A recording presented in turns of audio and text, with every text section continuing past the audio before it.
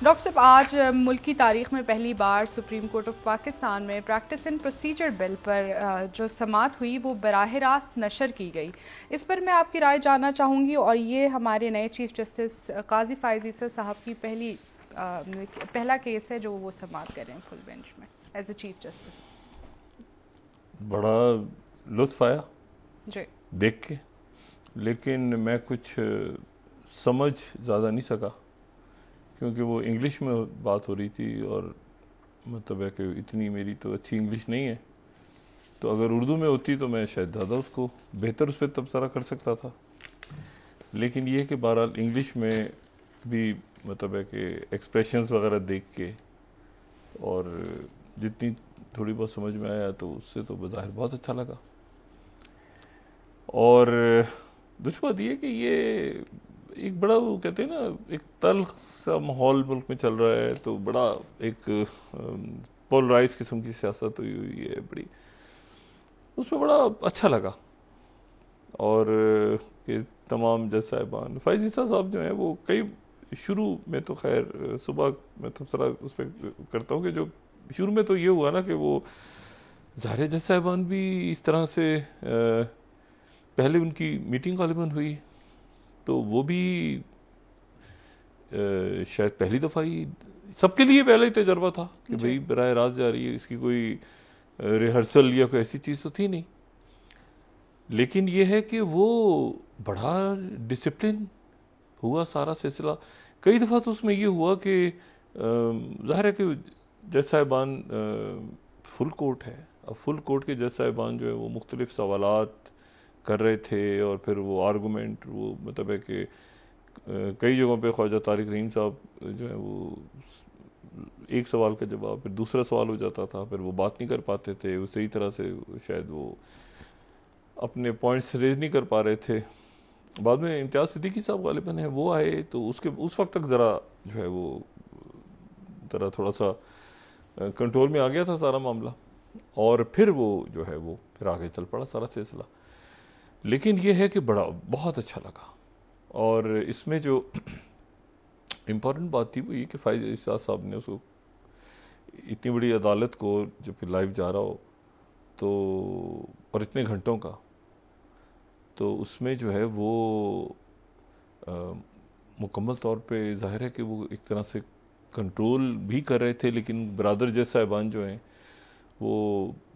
ज़ाहिर है कि कहीं वो सवालात ऊपर नीचे भी उनके हो रहे थे जरा, क्योंकि इतना बड़ा फुल कोर्ट इस तरह शायद पहले हुआ नहीं, तो पहले दिन के लिहाज से, और मैंने कहा ना पहला तजर्बा सबका, तो बड़ा अच्छा लगा। और उसमें जो कैमरे जिस तरह लगाए सुबह जाके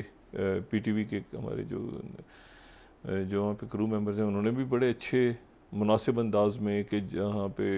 वकला खड़े हैं वहाँ पर भी कैमरा प्रॉपर कट हो रहा है। अच्छा, फिर जो जज बात कर रहे होते थे तो ऐसा भी नहीं हुआ कि जी कैमरा किसी और पे कट है तो जज कोई और बोल रहे हैं, वो इतनी अच्छी उसकी इतना अच्छा जो है वो गया उसकी। अगर आप उसको टेक्निकल पॉइंट से देखें ना कि जो जज बात कर रहे हैं उन्हीं के ऊपर कैमरा फोकस है, फिर जवाब में जो वकील बोल रहे हैं तो फ़ौरन ही उनके ऊपर कट हो रहा है। क्या बहुत अच्छा उसकी जो आप समझें कि ये पहला जो तजर्बा हमारी मुल्क की तारीख में, और वो भी फुल कोर्ट,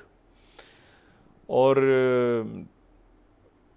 बहुत अच्छा लगा, बहुत अच्छा गया। मतलब इसके इसके जो इसका टेक्निकल पहलू है उस पर भी सब ध्यान में रखें कि यानी उनमें उनमें से आप जरा जज साहबान को भी देखें ना कि वो भी जो बात कर रहे हैं तो उनको भी नहीं मतलब पता तो है, लेकिन ज़ाहिर है उनके जहनों में ये नहीं है कि भाई कैमरा कहाँ लगा हुआ है तो सब कैमरे की तरफ, ऐसा नहीं है। वो बिल्कुल उनका ध्यान भी केस पे है, जो वकला हैं उनका ध्यान भी जवाब देने पे है, फ़ाइज़ ईसा साहब भी मतलब बिल्कुल उन आप देखें कि कितना खूबसूरत उसमें ये जो मैं बात बता रहा हूँ टेक्निकल बता नहीं, मैं इसको एक्सप्लेन कर रहा हूँ कि नहीं कर पा रहा सही, लेकिन बिल्कुल उनमें से किसी को ये नहीं है कि जी कैमरे लगे हैं नहीं, और बिल्कुल तरीके से वो अपना बिल्कुल नेचुरल। और उसमें जो है वो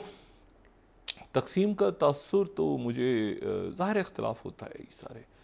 लेकिन ये है कि इख्तलाफात होते हैं, मुख्तलिफ मामलात होते हैं, लेकिन फ़ाइज़ ईसा साहब ने जो है वो आज उसकी मैंने आपसे कहा ना कि वो पता नहीं इसको टीम लीडर कहना चाहिए कि नहीं कहना चाहिए, लेकिन ये है कि बहरहाल वो एक मिजाज बन जाता है ना फिर अदालत का। तो आज एक मिजाज ऐसा बनता नज़र आया जिसमें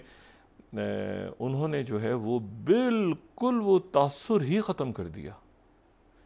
कि किसी किस्म की कोई तकसीम है या किसी ने कोई बात उनके बारे में की है कभी माजी में ज़ाती या कोई। और मैं तो बड़ा हैरान हुआ हूँ आज फ़ाइज़ साहब को। मैं तो सुप्रीम कोर्ट नहीं गया, पिछले काफ़ी अरसे से नहीं गया, और आखिरी दफ़ा जब मैं गया था तो उस वाक़े को मैं याद नहीं करना चाह रहा और ना याद दिलवाना चाह रहा हूँ किसी को। और मैं तो मुझे तो एक उनमें, अब ये नहीं कि मैं कोई शहद की दलदल बनने की कोशिश नहीं कर रहा यहाँ पे, लेकिन मुझे ये समझ नहीं आया कि फ़ाइज़ ईसा साहब की जो पर्सनैलिटी है वो उसमें क्या ऐसा इशू था कि ये पिछले जो हमारे काबिल एहतराम उमरता बंदयाल साहब जो हैं वो उन्होंने उनको बेंच पे नहीं होते, बड़े बड़े बहुत प्लेजेंट पर्सनैलिटी है उनकी। अच्छा, असर्ट करना भी वो जानते हैं, वो असर्ट भी कर रहे थे अपने जहाँ पर वो बात उन्होंने 3-4 दफ़ा बड़ा उन्होंने बात बड़ी तरीके से उन्होंने कहा कि आप पॉइंट पर आए ना, आप क्या बात कर रहे हैं इधर उधर। उन्होंने ये बात की वो क्लास से, जी उन्होंने समाज के दौरान कही थी, असर्ट भी किया। लेकिन ये है कि वो एक तो था ना इफ्तिखार चौधरी साहब की घनगरज हमने सुनते थे या फिर उसके बाद, लेकिन ये बड़े उन्होंने तरीके से, यानी किसी की इज्जत में कोई ऐसा भी नहीं लगा कि बिल्कुल वो कहें कि चुप कर जाओ, नहीं, बिल्कुल तरीके से आराम से लॉजिक पॉइंट्स बनाए ना, वक्त ज़ाया कर रहे हैं आप, ये आज हमारी अदालत, बड़ा अच्छा लगा। तो मैं इसको सिर्फ ये देख रहा था कि ये इतनी पोलराइजेशन है, और उसमें फिर वो बेंचेस भी जो उन्होंने बनाने थे तो उन्होंने पूछा तारिक मसूद साहब से, और फिर उन्होंने पूछा एजाजुल हसन साहब से। तो इसमें तो ये तो मेरा ख्याल है बहुत बहुत अच्छा लगा, सवाए इसके कि इंग्लिश में था मैं समझ नहीं सका, उसके बावजूद बड़ा अच्छा लगा। उर्दू में होता तो मैं समझ लेता, या थोड़ी सी ज़्यादा उर्दू बोलते सब तो मैं ज़्यादा समझ लेता, लेकिन उससे हटके जो है बहुत अच्छा तासुर किया। हमारे मुल्क में मेरे जैसे होंगे थोड़े से लोग जिनको इतनी सख्त इंग्लिश नहीं आती होगी, लेकिन मेरा ख्याल है कि शायद हमारा जो कॉन्स्टिट्यूशन है ना, उसमें भी शायद हमारे वकला, मतलब है कि एक तो बात मैंने वो की उसके लैंग्वेज के हवाले से, लेकिन हमारा कानून या हमारा जो अदालत के अंदर जिस तरह केसेस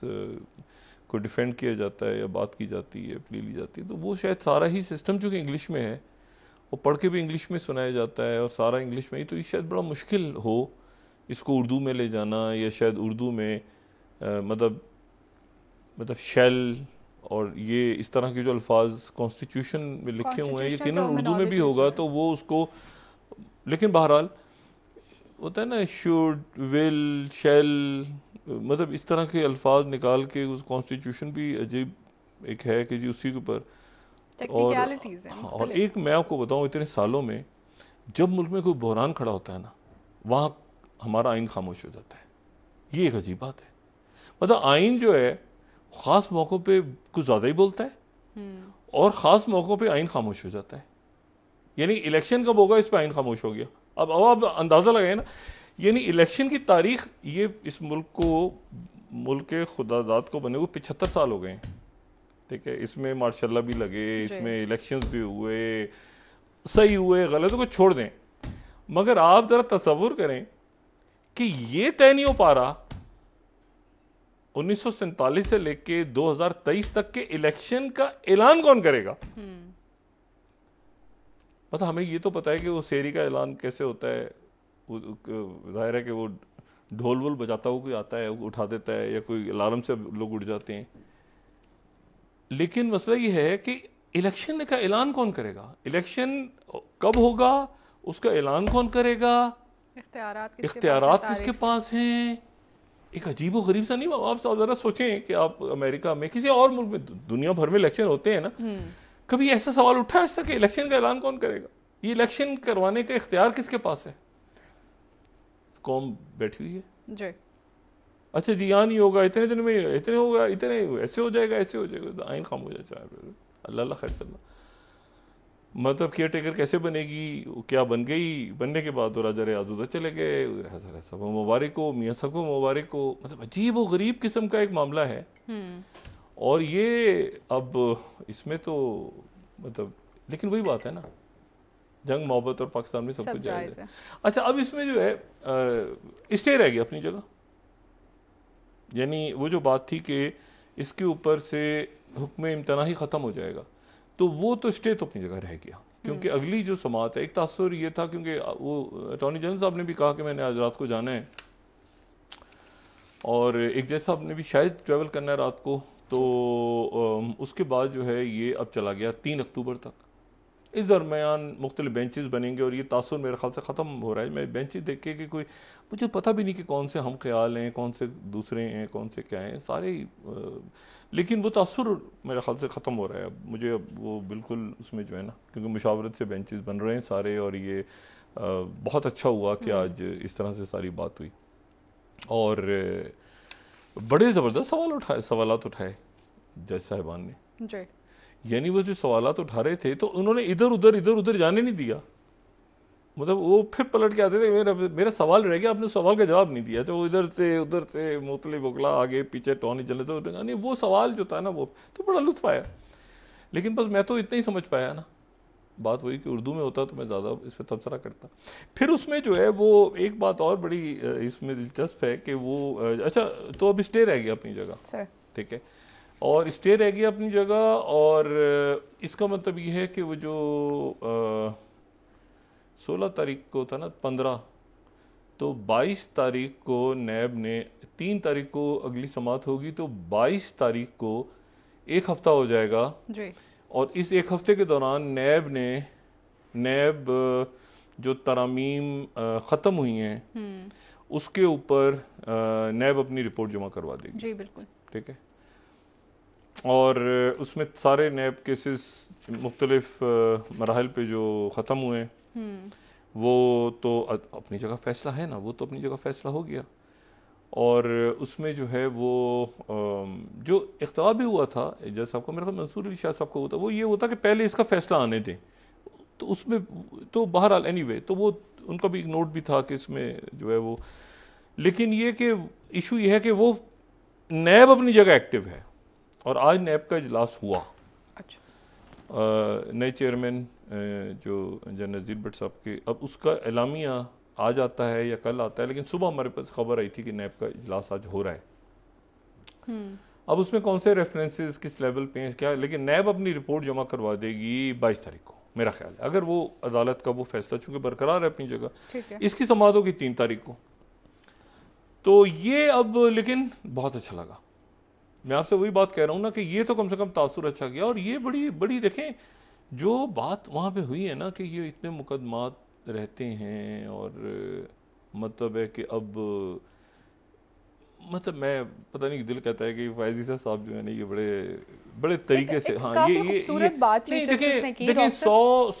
इतने 10,000 मसाइल हैं इस मुल्क के आप ये तवक्को ही ना करें ना कि ये मसाइल सारे के सारे हल हो जाएंगे,